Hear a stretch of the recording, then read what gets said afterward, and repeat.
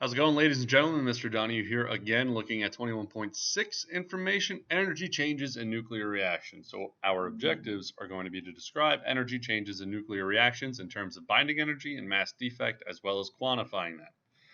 All right, so energy and mass relationship. There's this kind of famous scientist, I don't know if you ever heard of him, called Einstein, came up with this really kind of groundbreaking equation of E equals mc squared. And the reason it's so groundbreaking is that it's equating energy and mass. It's saying that these things are a phenomenon of the same thing. Energy is mass and mass is energy.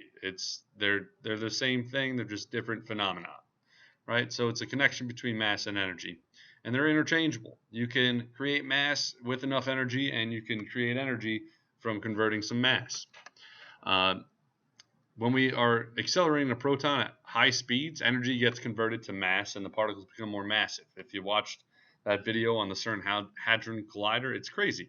Well, we know like kinetic energy equals at 1/2 mv squared, and we know that nothing can go faster than the speed of light. So if we start adding kinetic energy, the velocity goes up. We add more kinetic energy, the velocity goes up. But if we get close to the speed of light, we can't increase our velocity anymore. So if we add more kinetic energy, what's happening? The mass is going up, which really blew my mind the first time I learned about it. I was like, that's crazy. Just because it's moving, it becomes more massive, which is pretty cool. All right, so changes in mass. Well, during combustion of methane, some mass is lost, and it's a tiny amount. It's 9.9 times 10 to the minus 9 grams. It's not very much. And that's where all that energy is coming from. We're, having a chemical reaction where the mass of the products is less than the mass of the reactants. What happened to that mass? It got converted to energy. All right, it's so little that we ignore it, and we can say it's zero because it's tiny. In nuclear changes, we have much greater changes in mass. For example, for this reaction where we got the decay of uranium-238 to thorium from alpha decay, if we were to look at the mass of the nuclei of the reactants and the mass of the nuclei of the products, we would see that the mass of the products is less. And the change in mass is 0.0046 grams for every mole that happens. And that's a lot more mass. That's significantly more. It's 10 to the 6, a million times greater mass change when we're dealing with nuclear changes than chemical changes. All right, so this slight loss of mass results in a huge release of energy because E equals mc squared. M may be small, but that c is 3 times 10 to the 8, and then you're squaring that. So this is a huge number. So you get a huge number times a small number, you still end up with a huge number, turns out. All right, so how much energy would that even be? Well, I know E equals mc squared, and I know my mass is this 0.000046 kilograms, and we need to use kilograms if we want to end up in joules, and I'll show you why. So we get E equals m, which is this 0.000046 kilograms, times the speed of light, which is roughly 3.0 times 10 to the 8 meters per second, and we're squaring that. So we end up with 4.14 times 10 to the 11th joules. And it's joules because a joule is a kilogram meter squared over second squared, which is why we had to put this mass in kilograms and not grams. And this is a huge number. All right, so mass defect. This is a new vocabulary term for you guys, so pay attention. The mass of the nuclei is less than the mass of the individual protons and neutrons. So what I mean is if I'm taking a look at helium-4, well, I know I can go, hey, what's the mass of individual protons, right? So if I have 2 protons in the helium nuclei, each has a mass of this 1.00728 AMU each, and I also have 2 neutrons that have a mass of 1.00866 AMU each. If I just did that 2 times this mass plus 2 times that mass, I should get 4.03188 AMU.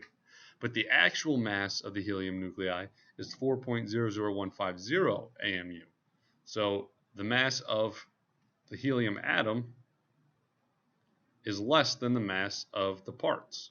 So the difference is 0.0303 38 AMU. So that's a significant difference in mass. This difference in mass is called the mass defect. It's the defect of mass, right? It's the difference between the mass of all the nuclei individually added together and the actual mass of the nuclei. All right, so why does it exist? Why do we get this difference? What's happening?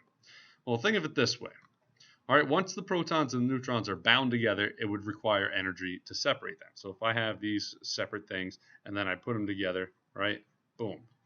If I wanted to separate them and go back, I would need to add energy, right? Once they're stuck together, it's like that Velcro, they're stuck together. You got to rip them apart and put energy in.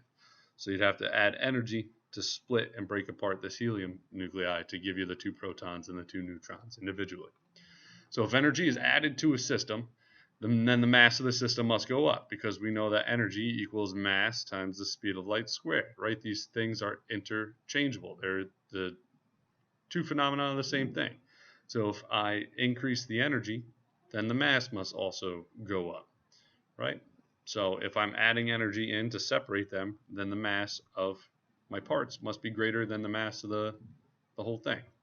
All right, so the mass of the parts will be greater. And vice versa. If energy is released from the system, then the mass must go down for the same reason. Like instead of increasing the energy here, it's saying, all right, well, if energy is being released, then the mass must also go down. So the mass of them together would be less. All right. And we got this thing called nuclear binding energy. It's basically how much energy would it take to separate all of those nuclei, and that's called the nuclear binding energy, right? So the amount of energy required to separate a nucleus into its separate nuclei, nucleons it should say, right, is known as the nuclear binding energy. So it's how much energy would you have to put in to break everything apart. So the greater the NBE per nucleon, the more stable the nucleus is. It's harder to break apart. So the greater the binding energy is, the more energy you'd have to put in to break everything apart. So the nuclei is more stable. All right, so here's a chart. And this is the nuclear binding energy per nucleon based on number of nucleons in the nucleus. So you can see, of course, hydrogen, it's only a proton, right? It's just 1 proton. So how much energy are you going to need to separate a proton from nothing? 0, which is why we start at 0 down here. And you can see as the nuclei begin to grow, the nuclear binding energy goes up, which means these things are becoming more stable as they fuse together to a point, right? And right here, iron 56 is really the most stable nucleus possible, because it's got the greatest nuclear binding energy, which means it has the greatest requirement of energy to break apart all of the nucleons. And then what's going on over here? Well, I'll take a look at that in a second, okay? So which is more likely to occur, fission or fusion? Well, we know we like energy being released. So when would we get energy being released? Let's see. If I'm starting here and looking on this side, over here, fusion is most likely to occur, because what happens as we combine the nuclei together to get a new nucleus, we end up with a higher binding energy, so it's more stable. After iron 56, what's more likely? Fission. It's more likely to split, because if you were uranium 235, all right, well, my nuclear binding energy is right here, but if I were to split into 2 separate things, I could increase my nuclear binding energy and end up more stable. All right. All right, so here's something that's a bit of a tangent, but totally relevant and awesome. So stars, you know, our sun, right? They are all big fusion factories. They are combining nuclei, and that's where all of that energy is coming from. So most of it is protons, mostly hydrogen, and they're converting hydrogen and combining them together to give us helium, and helium's combining together. And we're getting all of these elements on this side of iron 56 because they release energy as they fuse together. So then, well, where are all these elements coming from after iron 56?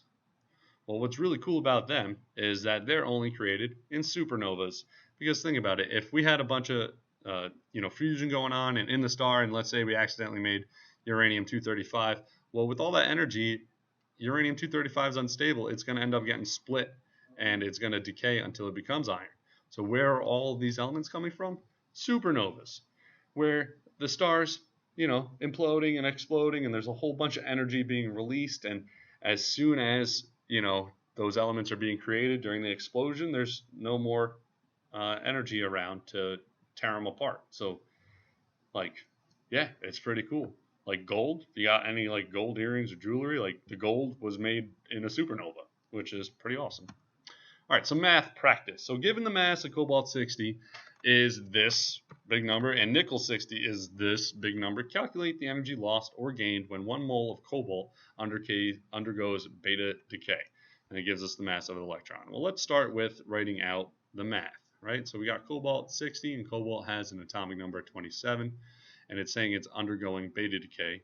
So I end up with an electron or a beta particle being emitted and a nickel nucleus or a nickel atom with an atomic number of 28. So if we want to know what the change in mass is for the nucleus, we got to get rid of the electrons, right? So this mass that they're giving me for cobalt-60 is protons and neutrons and electrons. And a lot of the time we say electrons don't have a mass, but they really do. Right now, the mass of the electron is significant, and we have to account for it, right? So first things first, we got to figure out what is the mass of a cobalt nucleus. So we go, all right, well, I know that it told me cobalt was 59.933819 AMU, or grams per mole. Now we have to subtract 27 electrons, right? Because protons equals electrons. So I'm going to have to do 27 times the mass of each electron, 0.0054858, and I end up with a number of 59.91907 grams per mole. And that is for the cobalt nucleus, right? Now I got to do the same thing for the nickel. So I go, all right, well, the nickel nucleus, they tell me the atom is 59.930788 grams per mole. Now I have to subtract, 28 electrons, because nickel has 28 protons, so it's got 28 electrons, and that'll be 28 times that 0.000548858, and that is going to equal 59.915428 grams per mole, and that is for my nickel nucleus. So now I got to go, all right, well, what is my change in mass? Well, I got to take the mass of the reactants minus the mass of the products, or vice versa, rather. So now I got to do that. So I got to go, all right, well, my change in M is going to equal the mass of my products, which is going to be the mass of the nickel nucleus, which is at 59.915428, and that electron, that beta particle that's being given off, which is going to be that 0.000548858. Now I have to subtract the mass of the cobalt nucleus, which is at 59 point. I did it wrong. 59.919007 grams per mole. And I'm going to get a change in mass of 0.003031 grams per mole. And now that I have my change in mass, now I can plug it into the E equals mc squared. So E is going to equal that change in mass, which is the negative point. Yeah, it's a negative change, 0.003031 times the speed of light squared, which I'm going to put to 2 sig figs times 10 to the 8th, which gets squared. And I need to do one more thing, because this is grams per mole. I need to convert that to kilograms. So I got to go, all right, well, 1,000 grams underneath 1 kilogram so that I get the right units that I need. And then I get an answer, and it's going to be this big number, negative 2.724 times 10 to the 11th joules. So that negative sign is telling me it's exothermic. I'm losing energy. It's being released. And that's how you do this math. This is like the worst case problem because it's kind of obnoxious. Usually they'll just tell you what the nuclei mass is for each thing. You don't have to do these first two steps to figure that out and ignore the electrons. All right, but that's as bad as it can get. So to summarize, what can you guys tell me about mass defect? What is it? Why is it important? What can you say about nuclear bonding energy? Again, what is it? Why is it important? What can you tell from it? And what can you tell me about the relationship between mass and energy? All right, and that's everything. So hope you found it helpful. See you in class. Bring questions.